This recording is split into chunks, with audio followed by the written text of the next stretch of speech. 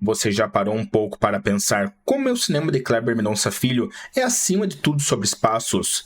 Vamos lá. Em Um Som ao Redor é a paranoia que vive dentro de um prédio. Em Aquários é a resistência de uma mulher que é o seu apartamento.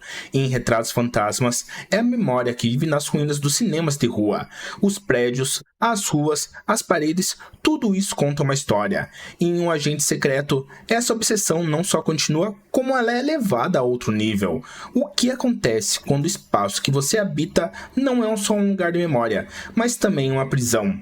E se o inimigo não for mais um corretor de imóveis ou especulação imobiliária, mas o próprio Estado? E é essa premissa que transforma O Agente Secreto numa espécie de thriller de espionagem, mas um thriller bem específico, um thriller à la Kleber Mendonça Filho.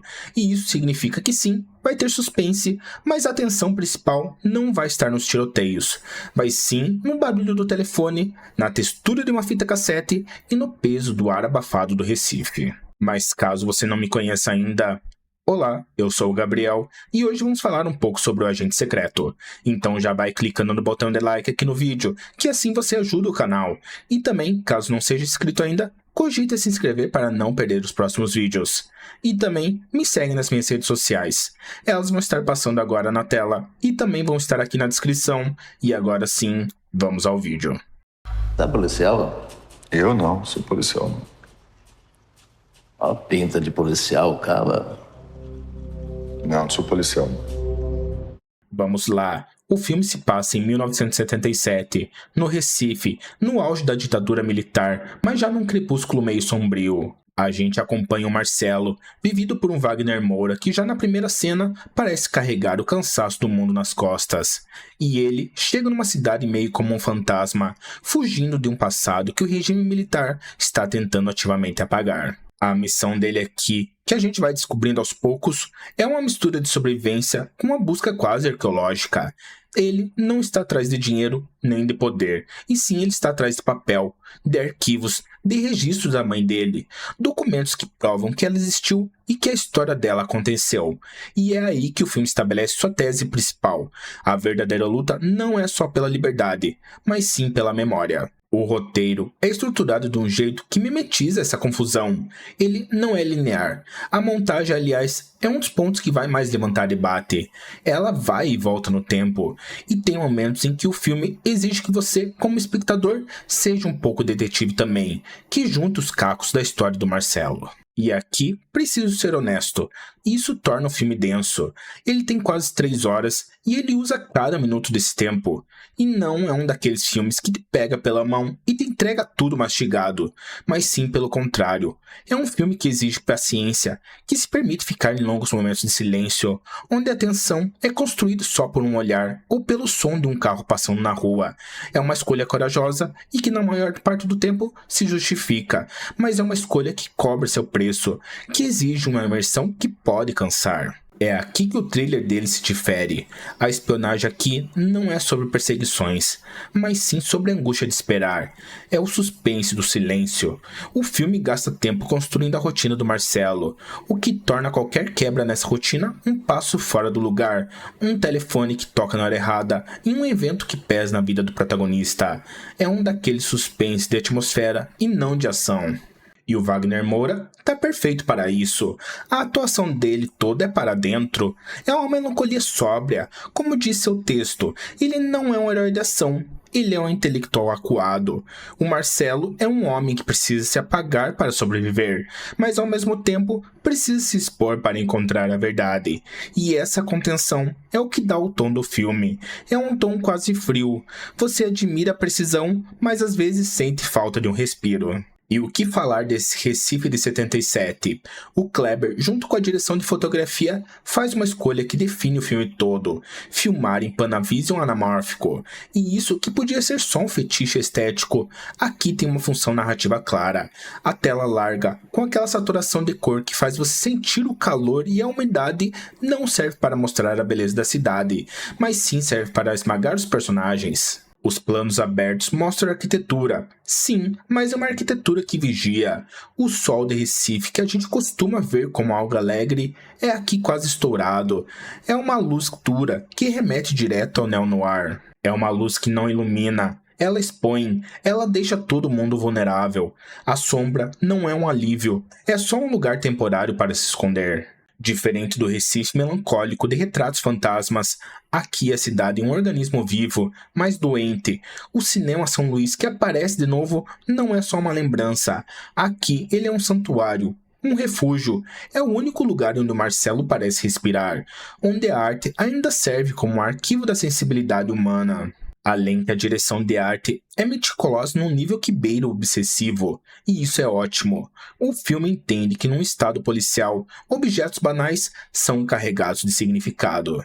Um telefone fixo não é só um telefone, é um potencial grampo. Uma fita cassete não é só música, é um registro, uma prova, algo que não foi apagado. Aquele Fusca amarelo do Marcelo, que deveria ser comum, aqui vira um alvo. Um ponto de cor berrante num mundo que exige descrição. E o Kleber sempre foi um cineasta tátil. Pense nos discos de vinil em aquários. E aqui ele usa a sensibilidade para construir o suspense. A gente não vê a repressão o tempo todo, mas a gente a sente. Ela está impregnada nas paredes, na burocracia, no jeito que as pessoas se olham, e principalmente ela está no som. E se o visual é opressor, o design de som é o verdadeiro vilão. Os barulhos do trânsito, as conversas abafadas no apartamento ao lado, o chiado do rádio, o clique de um telefone que pode ou não estar sendo grampeado, o filme te coloca num estado de hipervigilância. Você começa a ouvir o filme tenso, esperando o próximo ruído. O som, assim como a imagem, é um agente da paranoia. E a trilha musical usa as músicas da época não para dizer que estamos no Brasil da década de 70, mas sim como um contraponto. A música popular que toca na rádio é a tentativa de uma normalidade forçada, uma vida que tenta continuar apesar do horror que corre por baixo. É a resistência cultural que insiste em existir. Mas o coração do filme está na disputa entre dois tipos de memória. De um lado, você tem o Marcelo, um homem buscando o arquivo oficial. Ele precisa dos documentos, dos registros, da prova física que a burocracia do Estado tenta destruir. E com isso, o filme se torna uma defesa poderosa das pesquisas, dos registros, da metodologia histórica como ferramenta para desmantelar a mentira oficial. Só que aí, o roteiro faz uma outra coisa. Ele coloca do outro lado a história popular, o boato, a fofoca, a lenda urbana. É aqui que entra a menção à perna cabeluda, que era uma lenda urbana famosa no Recife daquela época. O filme sugere que quando a história oficial é silenciada, quando você não pode registrar os crimes do Estado, o trauma da comunidade transborda de outras formas. O povo inventa seus próprios monstros para dar conta da violência que não pode ser nomeada. A lenda urbana vira uma forma de alternativa de arquivo, um veículo para uma verdade que o documento oficial tenta apagar. E quem personifica essa memória popular é a Dona Sebastiana, feita pela Tânia Maria. Ela é a síndica do prédio, aquela figura que sabe de tudo, que acolhe, que tem um humor ácido, mas que representa a resistência cotidiana. Ela é o oposto da paranoia fria. Ela é a rede de apoio, a solidariedade que brota na clandestinidade. Ela é o arquivo vivo, e cada cena dela é um respiro necessário num filme tão sufocante. E ela não está sozinha nessa. O filme acerta ao criar uma rede de coadjuvantes que, mesmo com pouco tempo de tela, parecem carregar sua própria bagagem de medo, segredos e inseguranças. Eles formam um elenco que mostra que, sob a ditadura, ninguém é neutro. Ou você é um agente consciente ou não da repressão, ou é um agente da resistência. O Kleber adora usar uma boa alegoria, e aqui ele encontra a metáfora perfeita. O filme faz várias referências a Tubarão de Spielberg. Num determinado momento do filme, a notícia de uma perna humana encontrada no estômago de um tubarão vira um evento midiático na cidade. E essa imagem é a síntese do filme. O tubarão é a ditadura. Pensa comigo. É o predador invisível, onipresente, que pode atacar a qualquer momento, vindo de um lugar que você não vê. Ele simboliza essa violência estrutural que se infiltra em tudo. E ao mesmo tempo, a forma como a mídia cobre o caso Tubarão é uma crítica.